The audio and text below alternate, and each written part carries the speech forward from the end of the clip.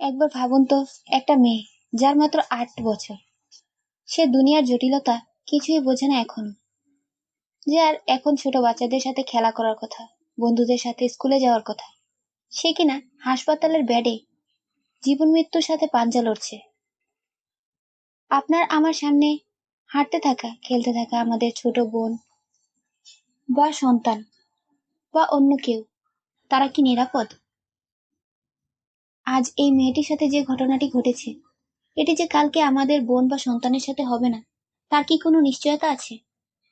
আসলে মেয়েদের নিরাপত্তা কোথায়?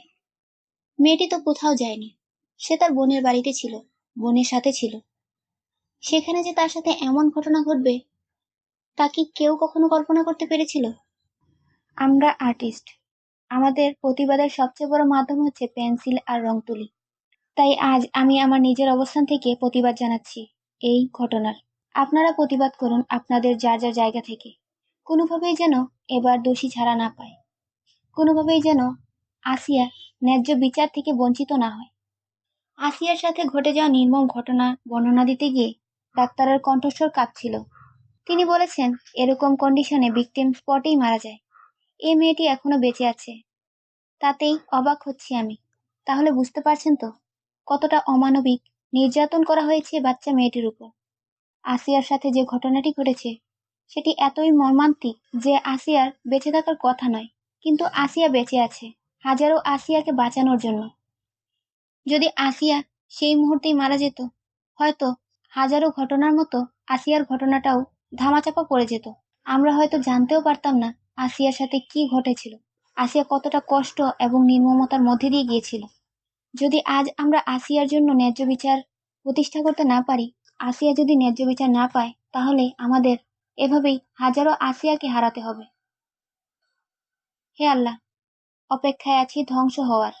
যেভাবে তুমি গোটা একটা পাপী জাতিকে প্লাবন ধারা উচ্ছেদ করেছিলে, কিংবা ফেরাউনের মতো শক্তিশালী জাহেলকেও ধ্বংস করেছিলে, এই নরপিশাচরা দেশে বেঁচে থাকুক আমরা চাই না, যেখানে বিচার মানে ২-৪ মাস সোশ্যাল মিডিয়াতে গালিগালাজের বেশি হলে থানায় ধরে নিয়ে গিয়ে পরে জামিনে ছাড়িয়ে আনা, অথচ সেই নিষ্পাপ প্রাণগুলো ঢুকরে কাঁদছে ৩.৫ হাত মাটির নিচে। তাদের জন্য কি দিন শেষে ঢাল হয়ে তুমি থাকবে আল্লাহ? তুমি না শ্রেষ্ঠ বিচারপতি? তোমার কাছে বিচার দিয়ে গেলাম, ধ্বংস হোক ওই সকল নরপিশাচের। ফেসবুকে সাব্বির হোসেন নামে একজনের একটা লেখা পড়েছিলাম, সেটা আপনাদের পড়ে শোনাচ্ছি। গভীর রাত, চারিদিকে নিস্তব্ধতা, শহর যেন থমকে গেছে। তবে ঢাকার কেন্দ্রস্থলে বিশাল এক প্রাঙ্গণে আলো জ্বলছে। আজ এখানে বিচার হবে। আসমানের নিচে হাজার হাজার মানুষ জড়ো হয়েছে। তারা এক দৃষ্টিতে তাকিয়ে আছে কাঠগড়ার দিকে। কাঠগড়ায় দাঁড়িয়ে আছে এক যুবক, তার মুখ বিবর্ণ, চোখে ভয়, বিচারকের সামনে ফাইল খুলে রাখা। বিচারক একটু পর মাথা তুলে তাকালেন। তোমার বিরুদ্ধে ধর্ষণের অভিযোগ প্রমাণিত হয়েছে। আদালত সর্বোচ্চ শাস্তির রায় ঘোষণা করেছে।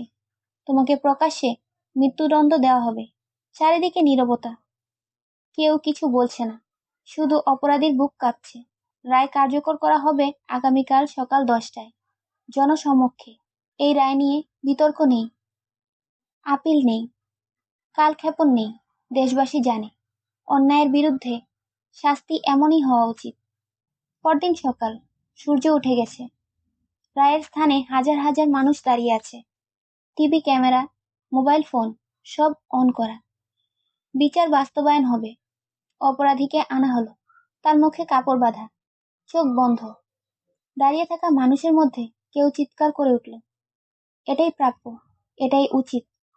একজন বৃদ্ধ নিঃশব্দে চোখ বন্ধ করলেন। হয়তো তিনি ভাবছেন, যদি সব অপরাধের বিচার এমন হতো, তাহলে সমাজটা কত সুন্দর হতো। রায় কার্যকর হলো। মানুষ চুপ করে দেখল। কেউ কেউ চোখ সরিয়ে নিল, কিন্তু ভিডিও চলল, লাইভ চলল। সারা দেশ জানলো অন্যায় করলে এই পরিণতি হয়। একটি অপরাধের বিচার হলো। হয়তো এখন থেকে অপরাধী ভাববে, ধর্ষণের শাস্তি কি শুধু কারাগারে বসে আরামে দিন কাটানো? না, এটা এমন শাস্তি যা দেখে আর কেউ সাহস পাবে না। রোদ তীব্র হয়ে উঠল, মানুষের ভিড় ধীরে ধীরে কমে এলো, কিন্তু একটা বার্তা সবার মনে গেঁথে গেল। এদেশে ন্যায় বিচার হয়। অন্যায়কারীদের জন্য এখানে কোনো দয়া নেই। সাব্বির হোসেনের লেখা এই কথাগুলোতে বিচারের যে উদাহরণ দেওয়া হয়েছে তা আসলেই কার্যকর হলে সত্যি অনেক অপরাধী অপরাধ করতে ভয় পেত। আমাদের দেশে যে আগে এ ধরনের অপরাধ হয়নি তা নয়, কিন্তু আগেও অপরাধ করে অপরাধী ছাড়া পেয়েছে, তাদের বিচার হয়নি। আর এই কারণেই অপরাধীরা এত বেশি সাহস পাচ্ছে, আর অপরাধের মাত্রা দিনে দিনে বাড়ছে। অনেক ক্ষেত্রে দেখা যায় অপরাধ করার পর যে ভিকটিম তাকেই দোষারোপ করা হয়, তাকেই বিভিন্নভাবে হেনস্থা করা হয়। কিন্তু এখানে কোনোভাবেই আসিয়াকে দোষারোপ করা যাবে না, কারণ আসিয়ার বয়স মাত্র 8 বছর। সে দুনিয়ার জটিলতা কিছুই বোঝে না। আর নাই সে কোনো বাইরে কোথাও গিয়েছিল, সে তার আত্মীয়ের বাড়িতে ছিল, তার বোনের শ্বশুর বাড়িতে, তার বোনের সাথে। তাহলে তার সাথে এমনটা কেন হলো? এটা সমাজের সবার কাছে প্রশ্ন, এবং এর দৃষ্টান্তমূলক শাস্তি অবশ্যই হওয়া উচিত। আমরা সবাই আসিয়ার জন্য ন্যায্য বিচার চাই। কোনোভাবেই যেন আসিয়ার অপরাধীরা এবার ছাড়া না পায়। আসিয়ার অপরাধীদের এমন দৃষ্টান্তমূলক শাস্তি হওয়া উচিত যাতে এই দৃষ্টান্তমূলক শাস্তির কারণে হাজারো আসিয়ার জীবন বাঁচতে পারে, এবং তাদের যেন এই ধরনের মর্মান্তিক নির্যাতনের শিকার না হতে হয়। সর্বশেষে আপনাদের কাছে একটাই প্রশ্ন রাখতে চাই, নারীদের নিরাপত্তা আসলে কোথায়? নারীদের নিরাপত্তা দেওয়াটা কি এতটাই কঠিন? আমরা চাই নিরাপত্তা, আমরা চাই সম্মান, এগুলো দেওয়া কি এতটাই কঠিন? একজন মানুষ হিসেবে আমাদের কি এতটুকু পাওয়ার অধিকার নেই? এতটুকু আশা করার কোনো অধিকার নেই? নারী হওয়া কি এতটাই অপরাধের যে শৈশবেও নিজেকে নিরাপদ মনে করা যাবে না? শিশু বয়সেও আমাদের কেন অন্যের লালসার শিকার হতে হবে? কেন একটা সুন্দর শৈশবও আমরা পেতে পারি না? নারীদের নিরাপত্তা দেওয়াটা এতটা কঠিন কেন?